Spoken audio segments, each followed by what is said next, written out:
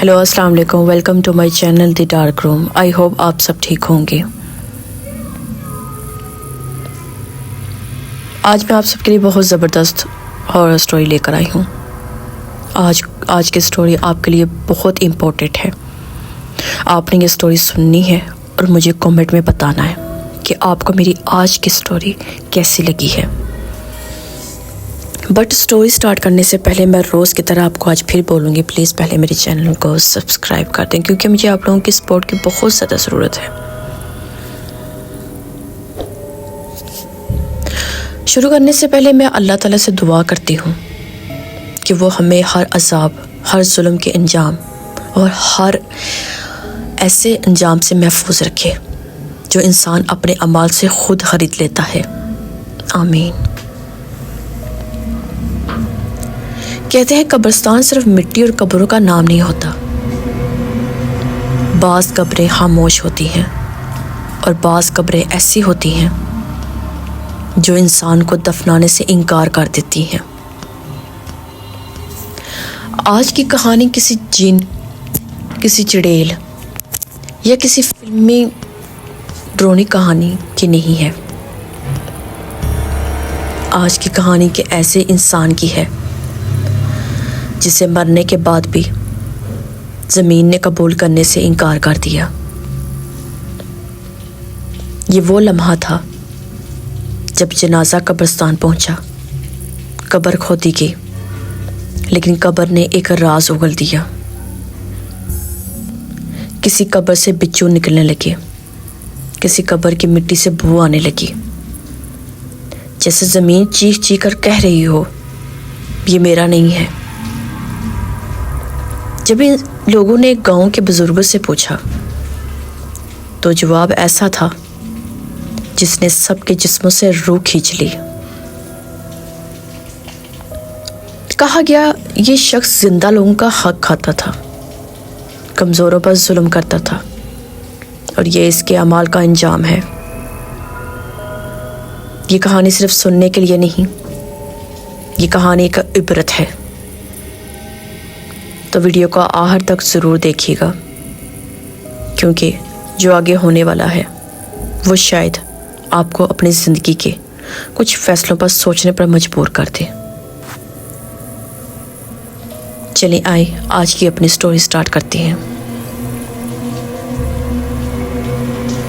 कराची की शोरज़ा ज़िंदगी से दूर एक पुराना कब्रिस्तान है जहाँ की खामोशी इंसान के वजूद को कपकपा देती है।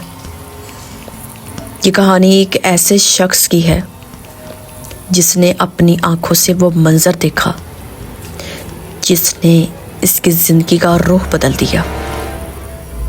ये महज एक किस्सा नहीं, बल्कि इन लोगों के लिए एक निशानी है जो दुनिया की रंगीनियों में गुम होकर आखिरत को भूल चुके हैं। ये वाक़या चंद साल पुराना है। उसने बोला जब मेरा एक करीबी दोस्त असलम, जो एक हॉस्पिटल में एम्बुलेंस ड्राइवर था, एक मैयत लेकर शहर के एक पुराने और वीरान कब्रिस्तान पहुंचा। रात के 2 बज रहे थे। आसमान पर बादलों का डेरा था और हल्की हल्की बूंदाबांदी हो रही थी।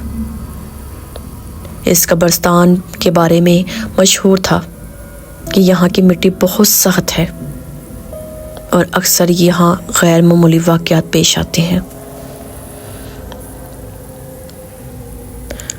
जब हम कब्रिस्तान के गेट पर पहुँचे तो पहरेदार गायब था। हमने मैयत को अंदर ले जाने के लिए स्ट्रेचर निकाला।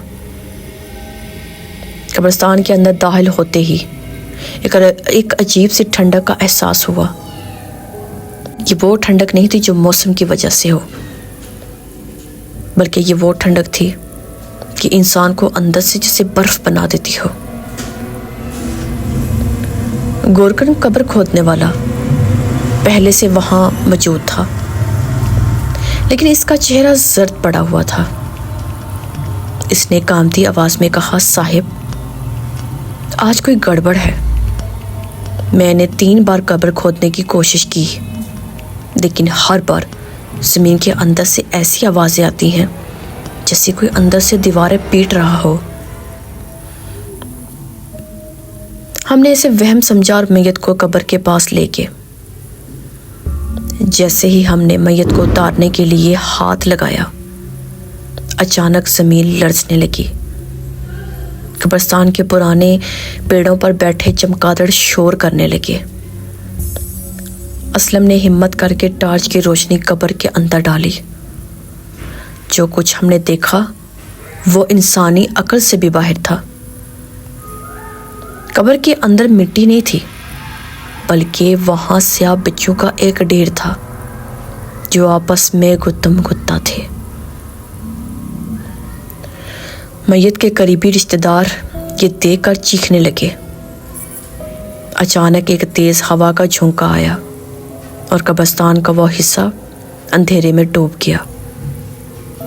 हमें ऐसा लगा जैसे सैकड़ों लोग एक साथ सिसकियां ले रहे हों।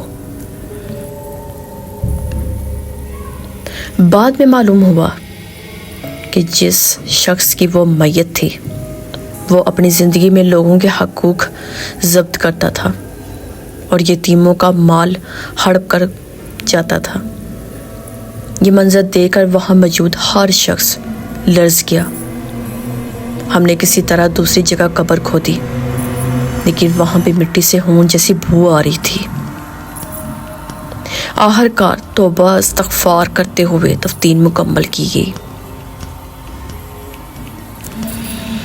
सो दोस्तों, ये कहानी हमें सिखाती है कि कब्र सिर्फ मिट्टी का ढेर नहीं है, बल्कि ये या तो जन्नत के बागों में से एक बाग है या जहन्नम के गढ़ों में से एक गढ़ा है।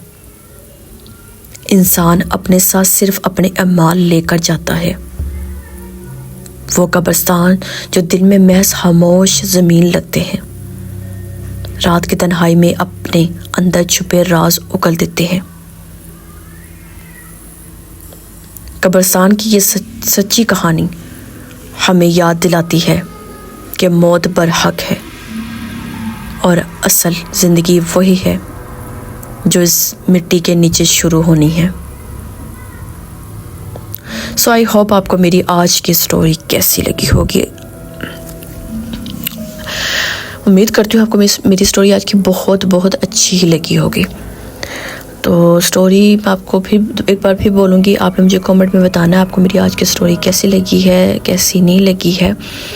तो जाने से पहले मैं एक बार फिर बोलूँगी, प्लीज़ पहले मेरे चैनल को सब्सक्राइब कर दें, क्योंकि मुझे आप लोगों की सपोर्ट की बहुत ज़्यादा ज़रूरत है। इंशाल्लाह मैं ऐसी ज़बरदस्त हॉरर स्टोरी के साथ दोबारा हाज़िर होंगी। मुझे अपनी ढेर सारी दुआ मुझे याद रखिएगा। अल्लाह हाफिज़।